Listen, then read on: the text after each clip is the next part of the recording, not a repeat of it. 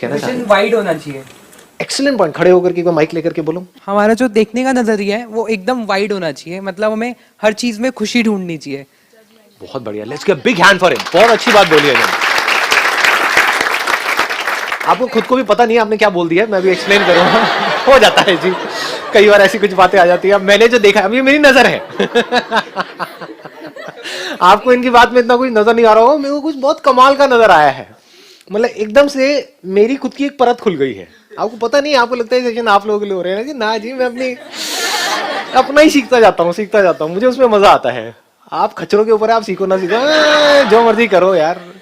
क्या बोला था आपने कि हमारी जो विजन है वाइड वो होनी चाहिए। वाइड होनी चाहिए। इसका मतलब क्या है, एक्सप्लेन करो। अगर सपोज मैं किसी कंपनी में जॉब कर रहा हूँ, हाँ, तो हमेशा मैं जैसे रोज एक एम्प्लॉय की हैसियत से जाता रहूंगा, तो उसमें मजा नहीं है। अगर मेरी विजन वाइड होगी तो मैं एक मालिक की हैसियत से देखूं और मैं मालिक निकाल देगा आपको। अरे क्या बात कर रहे हो। जैसे ही आपके बॉस को समझ आया ना कि ये बंदा मालिक बनेगा, सबसे पहले उसको निकाला जाएगा। तो कहेगा ये तो मेरी कुर्सी पे कब्जा करने का मूड है।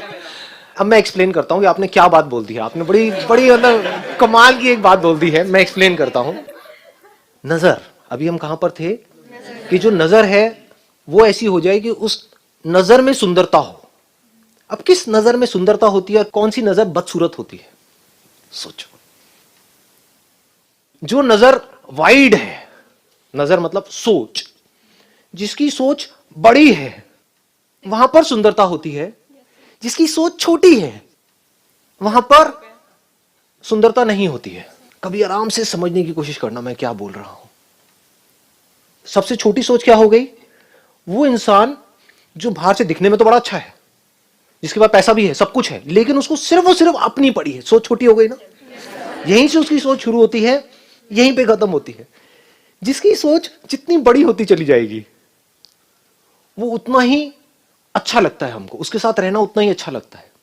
जैसे जिसकी सोच है बहुत ही छोटी कि ये मेरा रिलीजन है, ये ही सही है, इसमें जो लिखा है वो ही सही है, बाकी सब गलत है, ऐसे बंदे को आप ज्यादा देर तक झेल सकते हो? सोच बड़ी का मतलब क्या है? रिलीजन क्या होता है? पहले ह्यूमैनिटी है, बाद में रिलीजन है। तू भी इंसान है, मैं भी इंसान हूं, ऐसे बंदे के साथ मजा आएगा? आई ना बात पकड़ में। मतलब सोच का हमारा दायरा जितना बड़ा होता चला जाता है, हम उतने ही सुंदर होते चले जाते हैं। इंपॉर्टेंट क्या है? खुद की नजर को सुंदर बनाना या सुंदर लोगों के साथ जाकर के जुड़ना? क्योंकि अगर आपकी नजर बदसूरत है तो सुंदर को भी आपको बदसूरत बनाने में टाइम नहीं लगेगा। वो कहावत सुनिए ना, घर की मुर्गी दाल बराबर। और ये भी हो सकता है अगर आपकी नजर अच्छी है तो घर की दाल मुर्गी बराबर नहीं। इंपॉर्टेंट क्या है? औरों को सुंदर दिखना या हमारी नजर ऐसी हो हमको सब कुछ सुंदर दिखे? ध्यान से समझ लेना मैं क्या बोल रहा हूं। This is I am going in a deeper level. अगर आप औरों को सुंदर दिखते हो, आप सुंदर दिखते हो और मैं आपको देख रहा हूं, ऑब्वियस है कि मुझे खुशी होगी। कोई सुंदर से गुलाब को देखेगा उसको खुशी होगी, टट्टी को देखेगा उसको दुख होगा। मतलब मैं यहाँ पे शक्ल की बात नहीं कर रहा, वैसे ही।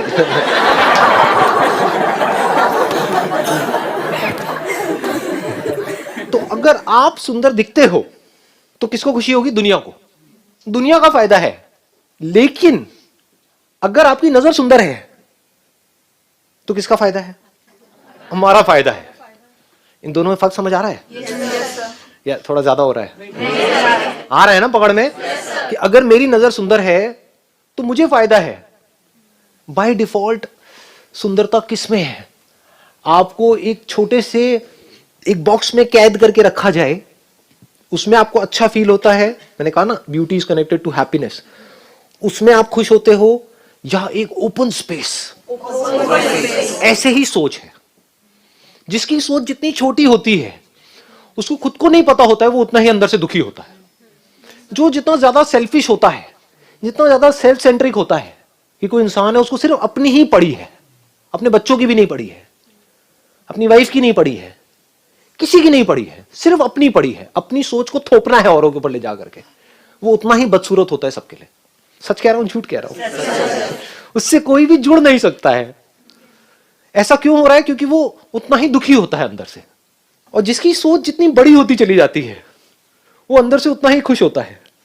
जो अंदर से जितना खुश होता है वो उतना ही सुंदर होता है सबके लिए। तो जो रियलिटी है वो जितनी गहराई से हमको समझ आती चली जाएगी, हमारी सोच उतनी ही गहरी होती चली जाएगी, उतनी ही बड़ी होती चली जाएगी, उतनी ही इंफिनिटी तक फैलती चली जाएगी, क्योंकि reality is infinite. In reality you are infinite. आप ये नहीं हो जो अपने आप को समझ रहे हो अंकल आंटी ना जी, आप क्या हो आपको खुद को ही नहीं पता है। अगर मैं एक कोशिश करूं आप लोगों को कुछ बताने की, अब it is not spiritual, it is not something which can't be understood, it is very very easy to understand, बशर्ते कि आपका दिमाग खुला हो। एक सेकंड में आप समझ सकते हो, और इसको दुनिया की कोई ताकत चैलेंज नहीं कर सकती, क्योंकि रियलिटी पे बेस्ड है। इस दुनिया में जीने की दो नजर है। एक नजर है, अगर ये पूरा यूनिवर्स एक नदी की तरह है, बहती हुई नदी के जैसा नहीं है ये यूनिवर्स, सब कुछ बह नहीं रहा है, कुछ भी रुका हुआ है क्या? लगता है रुका हुआ, दिख रहा होता है, रुका हुआ कुछ भी नहीं है। सब कुछ बदलता हुआ आपको दिखेगा अगर आंख खोल करके देखोगे। अपनी बचपन की फोटो उठा के देख लो, अभी की देख लो, कितने अच्छे लगते थे तब आप लोग।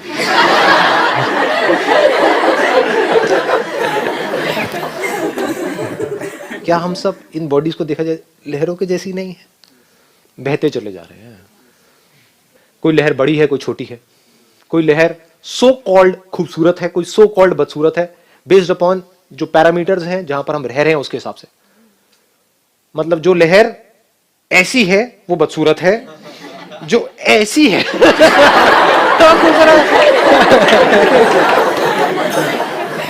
नहीं, एक्चुअली क्या है, लहर ऐसी हो ऐसी हो ऐसी हो, ये ऐसी हो ऐसी हो, क्या लहर, क्या खूबसूरत, क्या बदसूरत, एक्चुअल में कुछ भी नहीं है, बस हमारी कंडीशनिंग है।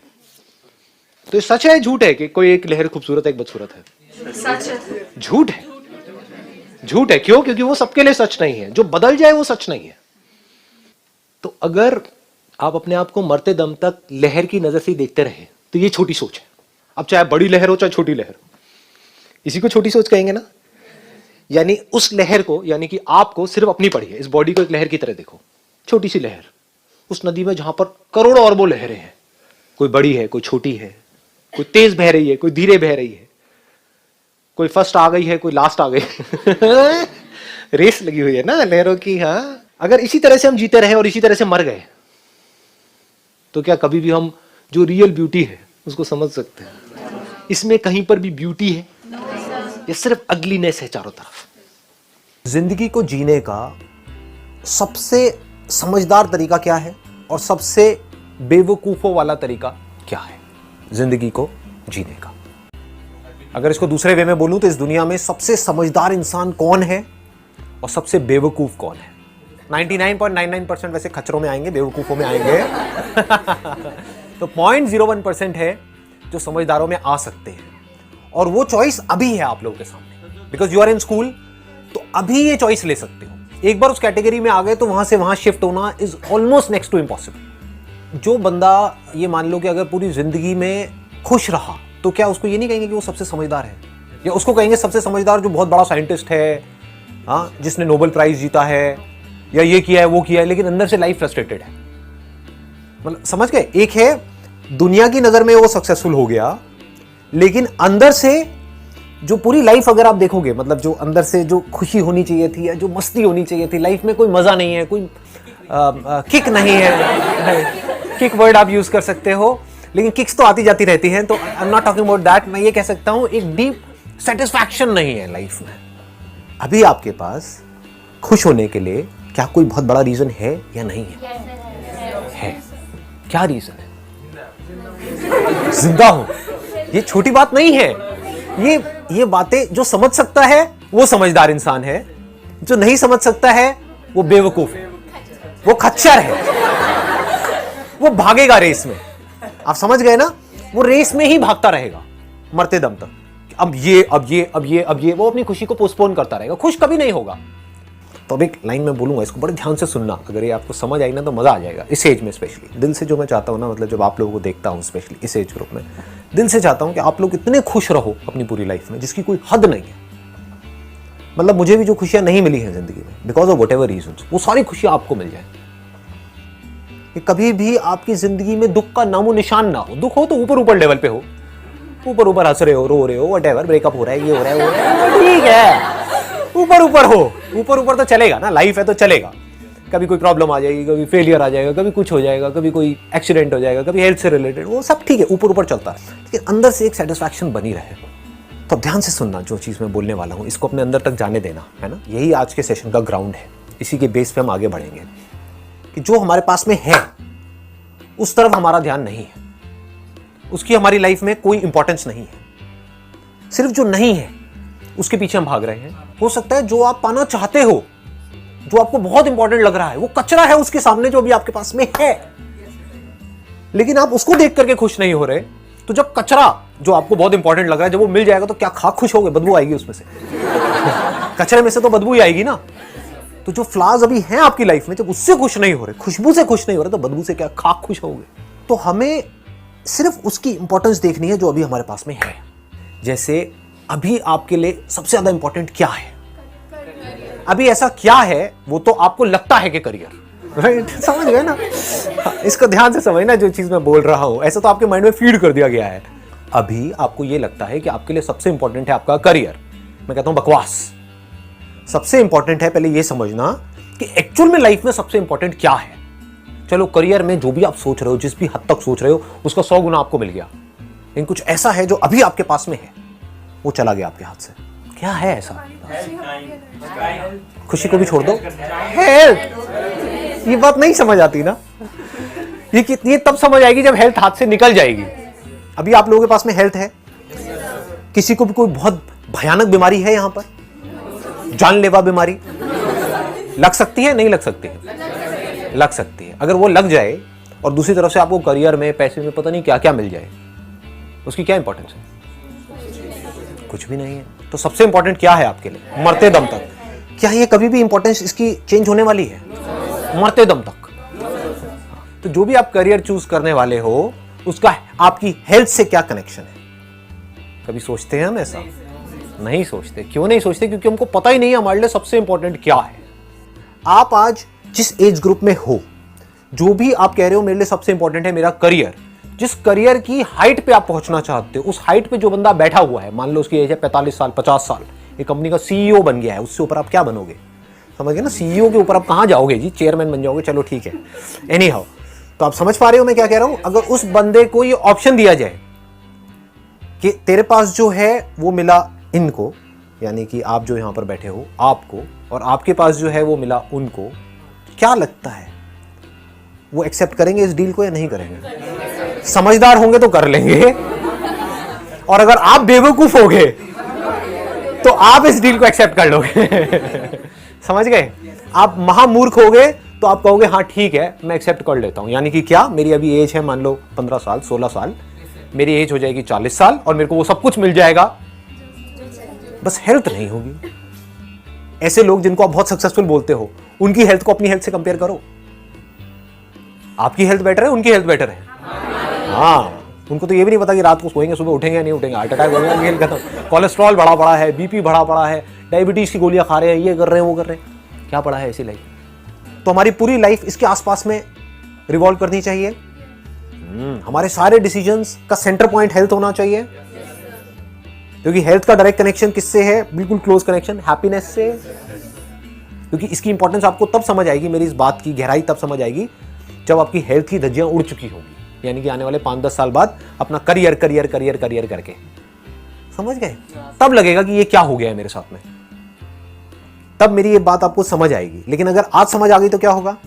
इस हेल्थ को आप मेंटेन कर जाओगे, अपने डिसीजंस को इस तरीके से चूज करोगे कि मेरे इस करियर का हेल्थ से क्या कनेक्शन है। दूसरा, रिलेशनशिप्स। ये अभी हो सकता है आपको समझ ना आए, क्योंकि अभी क्या है कि हम रिलेशनशिप्स की नेगेटिव साइड को देखते हैं। हो सकता है आप अपने पेरेंट्स की नेगेटिव साइड को देख रहे हो, लेकिन अगर कल आपके पेरेंट में से किसी एक की, भगवान ना करे, अगर डेथ हो जाए, तब आपको उनकी इंपॉर्टेंस समझ आएगी कि वो क्या थे मेरे लिए। ये बात सच कह रहा हूँ, झूठ कह रहा हूँ? तो इससे क्या समझ आ रहा है कि जब होता है कुछ हमारे पास में तो उसकी कोई इंपॉर्टेंस नहीं होती है। ऐसी हेल्थ अगर चली गई तो कल आपको इंपॉर्टेंस समझ आएगी। अगर कोई रिपोर्ट ऐसी आई कि बेटा अब तो 6 महीने रह गए हैं, व्हाटएवर, तब समझ आएगा कि ये क्या हो गया। लोग इतनी गहराई से इन चीजों को समझते नहीं है, क्योंकि सबकी लाइफ का सेंटर पॉइंट क्या है? Career. Career which is connected to पैसा। बस पैसे से गाड़ी शुरू हो रही है, पैसे पे ही खत्म हो रही है, और ये बेवकूफों वाला तरीका है जिंदगी को जीने का, कोई समझदार तरीका नहीं है। लेकिन अगर सेंटर पॉइंट है हेल्थ, तो इसका मतलब आपसे समझदार और कोई नहीं है। बट वो होगा कैसे? That should be the question, कैसा कैसे हो कि हमारे माइंड में हेल्थ हमेशा टॉप प्रायोरिटी पे रहे। अगर in every moment of your life you are thankful for what you have got, आप मांग नहीं रहे हो कि मुझे अच्छी हेल्थ चाहिए, अभी आपके पास में है हेल्थ अच्छी, right? So can't you be thankful for it? अगर आप ये प्रेयर आपके अंदर चलती रहे, देखो कितनी अच्छी प्रेयर है कि thank God for my health, मेरे पास में अभी अच्छी हेल्थ है, I am thankful for it, thank you so much भगवान, थैंक यू सो मच, आपने मुझे इतनी अच्छी हेल्थ दी है भगवान, थैंक यू सो मच, आपने मुझे इतना अच्छा माइंड दिया है। और ऐसे ही ये जो हेल्थ में अभी मैंने लगाया, इसी को आप लगा दो पेरेंट्स में। ये नहीं कि हे भगवान वैसे तो मेरे पेरेंट्स बड़े अच्छे हैं, लेकिन मेरे पापा है ना, उनको गुस्सा आना थोड़ा सा कम हो जाए तो मेरी लाइफ बहुत बढ़िया हो जाएगी। ये क्या मांग रहे हो? इससे क्या होगा? क्योंकि उनका जो नेचर है वो तो वैसे ही रहने वाला है, तो आप कभी खुश हो नहीं सकते। तो उनके अंदर कोई ना कोई पॉजिटिव क्वालिटी तो होगी, कुछ तो अच्छा होगा आपके फादर में, आपकी मदर में। ऐसा नहीं हो सकता कुछ भी अच्छा ना हो। तो उनकी उस अच्छाई को याद करके, if you are thankful to God और टू दिस यूनिवर्स और टू नेचर, हे भगवान थैंक यू सो मच, आपने मुझे इतने अच्छे पेरेंट्स दिए। तो अगर ऐसे आपके अंदर ये चलता चला जाए, and don't make it a routine, क्योंकि जब भी कोई चीज़ रूटीन बन जाती है तो बोरिंग हो जाती है। जैसे सुबह सुबह आपके घर वाले बोलते होंगे प्रेयर करने के लिए, तो वो तो फिर इतनी जल्दी हो जाती है कि समझ ही नहीं आता है कि कहाँ मतलब ऐसे कोई काम है, काम भी ऐसा जो बर्डन है, जबकि आपको पता नहीं है ये जो प्रेयर जिसकी मैं बात कर रहा हूँ, रियल प्रेयर बता रहा हूँ मैं आपको क्या होती है, रियल ग्रैटिट्यूड, रियल थैंकफुलनेस, इसकी क्या वैल्यू है, वो अगर आप समझ जाओ तो ऑनेस्टली बोल रहा हूं, आपसे ज्यादा समझदार इंसान इस पूरी दुनिया में कोई नहीं है। और अगर इसको ना समझ पाओ, आपसे बड़ा बेवकूफ कोई नहीं है। क्यों? Because if you are not thankful for what you have got, you will never be happy.